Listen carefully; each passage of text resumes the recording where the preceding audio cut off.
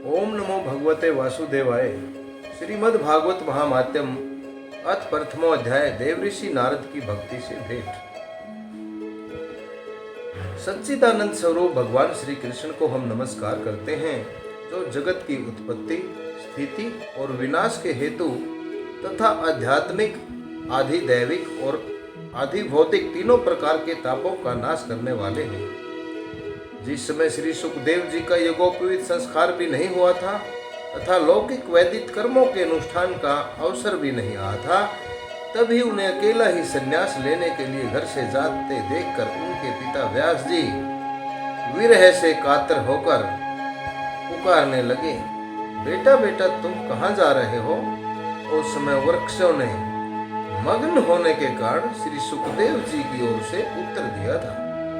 ऐसे सर्वभूत हृदय स्वरूप श्री सुखदेव मुनि को मैं नमस्कार करता हूँ। एक बार भगवत कथामृत का रसास्वादन करने में कुशल मुनिवर शौनक जी ने नैमिषारण्य क्षेत्र में विराजमान महामती सूत जी को नमस्कार करके उनसे पूछा, अर्थात नैमिषारण्य क्षेत्र एक नीम के पेड़ों की अधिकता जहाँ पाई जाती है, भारत के दक्षिण साइड में ये क्षेत्र पड़ता है, ये वहां का वर्णन है।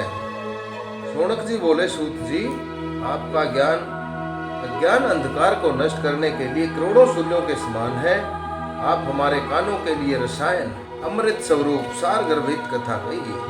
भक्ति, ज्ञान और वैराग्य से प्राप्त होने वाले महान विवेक की वृद्धि किस प्रकार होती है तथा वैष्णव लोग किस तरह इस माया मोह से अपना पीछा छुड़ाते हैं।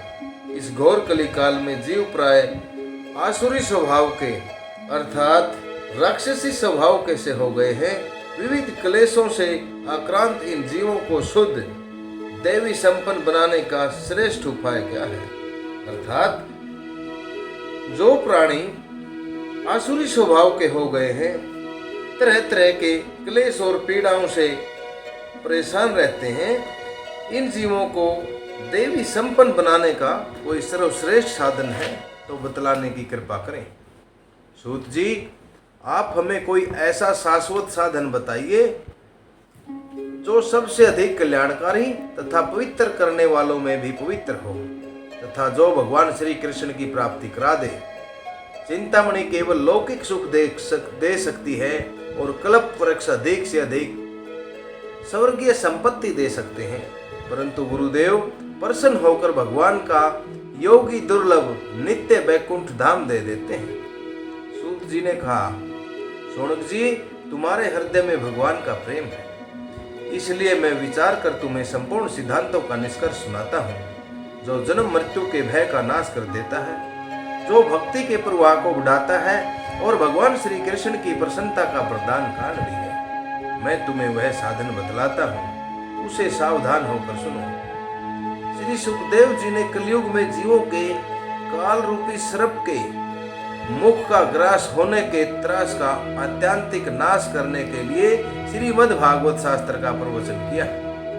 मन की शुद्धि के लिए इससे बढ़कर कोई साधन नहीं है। जब मनुष्य के जन्म जन्मांतर के पुण्य उदय होते हैं, तभी उसे इस भगवत शास्त्र की प्राप्ति होती है। जब सुखदेव जी राजा परीक्षित को यह कथा सुनाने के लिए सभा में विराजमान हुए, तब देवता लोग उनके पास अमृत का कलश लेकर आए। देवता अपने काम बनाने में बड़े कुशल होते हैं, अतः यहाँ भी सबने सुखदेव मुनि को नमस्कार करके कहा, आप यह अमृत लेकर बदले में हमें कथा अमृत का दान दे दीजिए। इस प्रकार आपस में अदला बदली हो जाने पर राजा परीक्षित अमृत का पान करेंगे और हम सब श्रीमद् भागवत रूप अमृत का पान करेंगे। इस संसार में कहाँ कांच और कहाँ महामूल्य मणि तथा कहाँ सुधा और कहाँ व्यथा। अर्थात देवता लोगों ने श्रीमद् भागवत कथा को एक कांच की संज्ञा दी और अमृत को महामूल्य मणि कहा कहकर यहाँ सुधा और कथा की तुलना करने की कोशिश की है। श्री सुखदेव जी ने यह सोचकर उस समय देवताओं की हंसी उड़ा दी। उन्हें भक्ति सुनने अर्थात कथा का अनाधिकारी जानकर कथा अमृत का दान नहीं किया। इस प्रकार यह श्रीमद् भागवत की कथा देवताओं के लिए भी कठिन है। पुराने समय में श्रीमद् भागवत के श्रवण से ही राजा परीक्षित की मुक्ति देखकर ब्रह्मा जी को बड़ा आश्चर्य हुआ था। उन्होंने सत्यलोक में तराजू बांधकर जब सभी साधनों को तोला, अन्य सभी साधन तोल में हल्के पड़ गए थे। अपने महत्व के कारण भागवत ही सबसे भारी रहा था।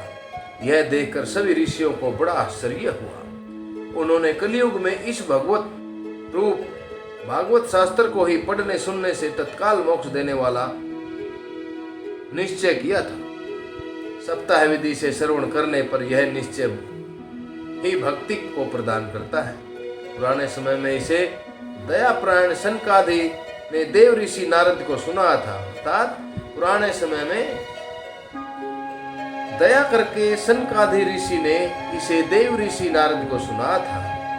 यद्यपि देव ऋषि ने पहले ब्रह्मा जी के मुख से इसे सुन लिया था, फिर भी सप्ताह श्रवण की विधि तो उन्हें सनकादि ऋषि ने ही बताई थी। शौनक जी ने पूछा, सांसारिक प्रपंच से मुक्त एवं विचरणशील नारद जी का सनकादि के साथ मिलन कहाँ हुआ और विधि विधान के श्रवण में उनकी प्रीति प्रेम कैसे हुई? सूत जी कहते हैं, अब मैं तुम्हें वह भक्तिपूर्ण कथानक सुनाता हूँ जो श्री सुखदेव जी ने मुझे अपना अनन्य शिष्य जानकर एकांत में सुना था। एक दिन विशालापुरी में वे चारों निर्मल ऋषि सत्संग के लिए आए। वहां उन्होंने नारद जी को देखा। सनकादि ने पूछा, ब्राह्मण, आपका मुख उदास क्यों हो रहा है? आप चिंतातुर कैसे हैं? इतनी जल्दी जल्दी आप कहाँ जा रहे हैं और आपका आगमन कहाँ से हो रहा है? इस समय तो आप उस पुरुष के समान व्याकुल जान पड़ते हैं जिसका सारा धन लुट गया। आप जैसे आसक्ति रहित पुरुषों के लिए उचित नहीं है। अर्थात आप जैसे वैरागी पुरुषों के लिए जिसने संसार की सारी काया माया से मुक्ति पाली है, यह उचित नहीं है। इसका कारण बताइए। नारद जी ने कहा, मैं सर्व उत्तम लोक समझकर पृथ्वी में आया था। यहाँ पुष्कर, प्रयाग, काशी, गोदावरी, नासिक, हरिद्वार, कुरुक्षेत्र, श्रीरंग और सेतुबंध आदि कई तीर्थों में मैं इधर उधर घूमता रहा, किंतु मुझे कहीं भी मन को संतोष देने वाली शांति नहीं मिली। इस समय अधर्म के सहायक कलयुग ने सारी पृथ्वी को पीड़ित कर रखा है। अब यहाँ सत्य, तप, सोच, मतलब बाहर और भीतर की पवित्रता, दया, दान आदि कुछ भी नहीं है। बेचारे जीव केवल अपना पेट पालने के लिए लगे हुए हैं। वे असत्यभाषी, आलसी, मंदबुद्धि, भाग्यहीन, उपद्रवग्रस्त से हो गए हैं। जो साधु संत कहे जाते हैं वे पूरे पाखंडी हो गए हैं। देखने में तो वे विरक्त अर्थात वैरागी लगते हैं, किंतु धन, स्त्री आदि सभी का परिग्रह करते हैं, अर्थात धन स्त्रियों को भोगते हैं। घरों में स्त्रियों का राज्य है। साले सलाहकार बने हुए हैं। लोभ से लोग कन्या को भी बेच देते हैं और स्त्री पुरुषों में कलह मचा हुआ है। महात्माओं के आश्रम, तीर्थ और नदियों पर यवनों, विधर्मियों अर्थात असुरी लोगों का अधिकार हो गया है। उन दुष्टों ने बहुत से देवालय, मंदिरों को भी नष्ट कर दिया है। इस समय यहाँ न कोई योगी है, न कोई सिद्ध है, न कोई ज्ञानी है और न कोई सत्कर्म करने वाला ही है। सारे साधन इस समय कली रूप अग्नि से जलकर भस्म हो गए हैं। इस कलयुग में सभी देशवासी बाजारों में अन्न को बेचने लग गए हैं। ब्राह्मण लोग पैसा लेकर वेद पढ़ाते हैं और स्त्रियां वेश्यावृत्ति से अपना जीवन यापन करने लगी। इस तरह कलयुग के दोष देखता और पृथ्वी पर घूमता हुआ मैं यमुना जी के तट पर पहुंचा, जहां भगवान श्री कृष्ण की अनेकों लीलाएं हो चुकी हैं। मुनिवरों सुनिए, मैंने वहां एक बड़ा आश्चर्य देखा। वहां एक युवती स्त्री बड़े उदास मन से बैठी थी। उसके पास दो बूढ़े पुरुष अचेत अवस्था में पड़े जोर जोर से सांस ले रहे थे। वह तरुणी अर्थात वह स्त्री उनकी सेवा करती हुई कभी उन्हें चेत कराने का प्रयत्न करती और कभी उनके आगे रोने लगती थी। वह अपने शरीर के रक्षक परमात्मा को दसों दिशाओं में देख रही थी। उसके चारों सैकड़ों स्त्रियां उसे पंखा जल रही थी और बार बार समझाती जाती थी। दूर से यह सब चरित्र देखकर मैं कुतूहलवश उसके पास चला गया। मुझे देखकर वह युवती खड़ी हो गई और बड़ी व्याकुल होकर कहने लगी। युवती ने कहा, अजी महात्मा जी, अक्षण भर ठहर जाइए और मेरी चिंता को भी नष्ट कर दीजिए। आपका दर्शन तो संसार के सभी पापों को सदा नष्ट कर देने वाला है। आपके वचनों से मेरे दुख की भी बहुत कुछ शांति हो जाएगी। मनुष्य का जब बड़ा भाग्य होता है तभी आप जैसे साधु लोगों के दर्शन हुआ करते हैं। इस पर नारद जी कहते हैं, तब मैंने उस स्त्री से पूछा, देवी तुम कौन हो? ये दोनों पुरुष तुम्हारे क्या होते हैं? और तुम्हारे पास ये कमल नयनी देवियां कौन हैं? तुम हमें विस्तार से अपने दुख का कारण बताओ। इसके बाद युवती ने कहा, मेरा नाम भक्ति है। ये ज्ञान और वैराग्य नामक मेरे दो पुत्र हैं। समय के फेर से ये ऐसे जर्जर हो गए हैं, अर्थात ऐसे कमजोर हो गए हैं। ये देवियां गंगा आदि नदियां हैं। ये सब मेरी सेवा करने के लिए ही यहाँ आई है। इस प्रकार साक्षात देवियों के द्वारा सेवित होने पर भी मुझे सुख शांति नहीं है। अर्थात इस प्रकार इन साक्षात देवियों की सेवा करने के बाद भी मुझे कोई सुख शांति नहीं मिल पाई है। तपोधन, अब ध्यान देकर मेरा वृतांत सुनिए। मेरी कथा वैसे तो प्रसिद्ध है, फिर भी उसे सुनकर आप लोग मुझे शांति प्रदान करें। मैं द्रविड़ देश में उत्पन्न हुई, कर्नाटक में बढ़ी, कहीं कहीं महाराष्ट्र में सम्मानित हुई, किंतु गुजरात में मुझको बुढ़ापे ने आ घेरा। वहाँ घोर कलयुग के प्रभाव से पाखंडियों ने मुझे अंग भंग कर दिया। बहुत लंबे समय तक यह अवस्था रहने के कारण मैं अपने पुत्रों के साथ दुर्लभ और निस्तेज हो गई। अब जब से मैं वृंदावन आई हूँ तब से फिर परम सुंदरी सुरूपवती नवयुवती हो गई हूँ, किंतु सामने पड़े ये दोनों मेरे पुत्र थके मांदे दुखी हो रहे हैं। अब मैं यह स्थान छोड़कर अन्यत्र जाना चाहती हूँ। ये दोनों बूढ़े हो गए हैं, इसी दुख से मैं दुखी हूँ। मैं जवान क्यों और ये दोनों मेरे पुत्र बूढ़े क्यों? हम तीनों साथ साथ रहने वाले हैं, फिर यह विपरीतता क्यों?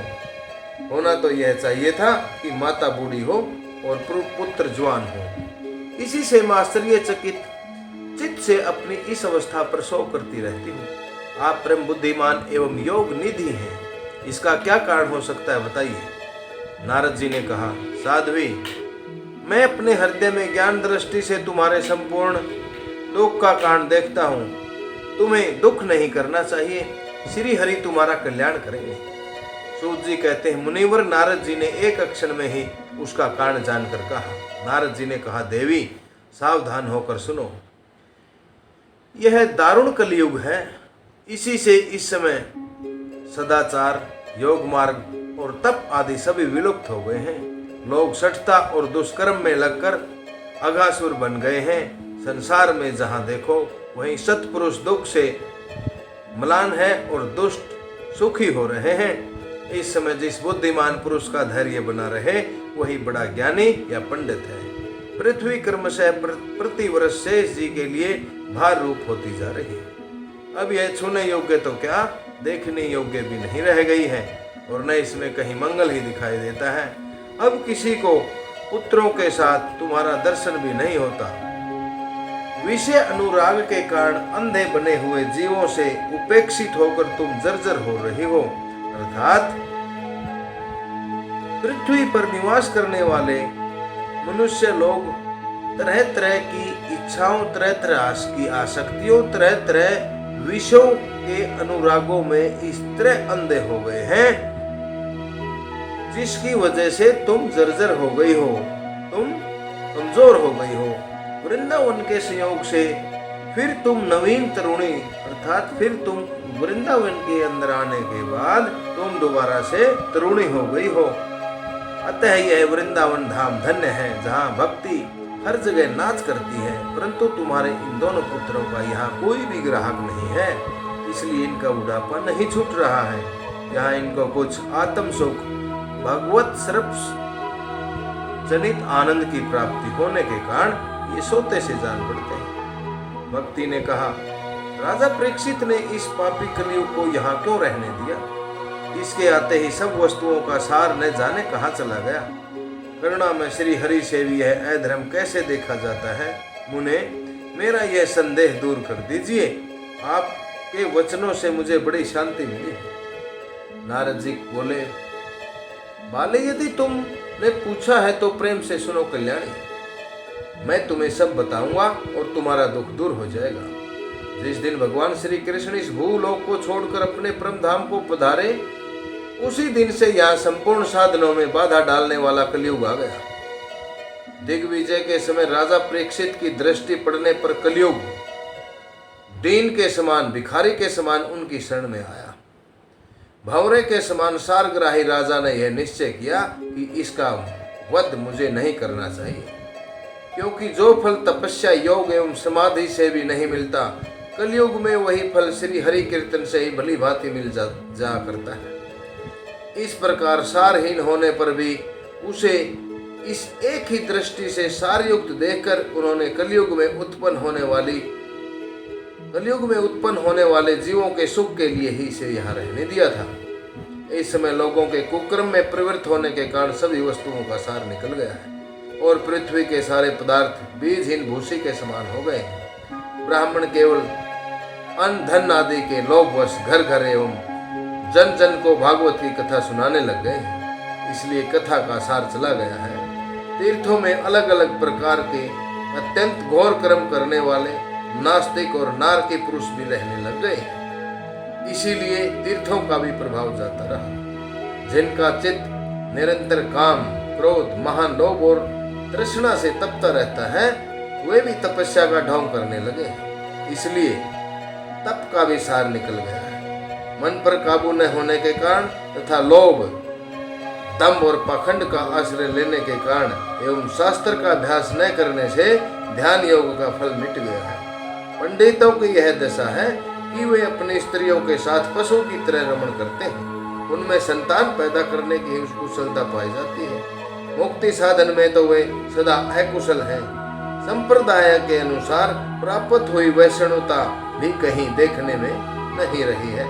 इस प्रकार जगह जगह सभी वस्तुओं का सार लुप्त हो गया है। यह तो इस युग का स्वभाव ही है, इसमें किसी का दोष नहीं है। इसी से पुंडरीकाक्ष भगवान श्री कृष्ण बहुत समीप होते हुए भी यह सब देख रहे हैं। सूत जी कहते हैं, शौनक जी, इस प्रकार देवी ऋषि नारद के वचन सुनकर भक्ति को बड़ा आश्चर्य हुआ। फिर उसने जो कहा उसे सुनिए। भक्ति ने कहा, देव ऋषि, आप धन्य हैं। मेरा बड़ा सौभाग्य था जो आपके साथ मेरी भेंट हुई। संसार में साधुओं का दर्शन ही समस्त सिद्धियों का परम कारण है। आपका केवल एक बार का ही उपदेश धारण करके यदु कुमार प्रहलाद ने माया पर विजय प्राप्त कर ली थी। ध्रुव ने भी आपकी ही कृपा से ध्रुव पद प्राप्त कर लिया था। आप सर्वमंगल में और साक्षात श्री ब्रह्मा जी के पुत्र हैं। मैं आपको नमस्कार करती हूँ। इति श्री पद्म पुराणे उत्तरखंडे श्रीमद्भागवत महामाते भक्ति नारायण समागमो नाम प्रथमो अध्याय। मेरा सभी श्रीमद्भागवत प्रेमियों से आग्रह है कि श्रीमद्भागवत पुराण के प्रचार प्रसार और अपने सगे संबंधियों के उद्धार के लिए कृपा अधिक से अधिक शेयर करें और ओम नमो नारायण चैनल को सब्सक्राइब करें। ओम नमो भगवते वासुदेवाय। ओम नमो भगवते वासुदेवाय।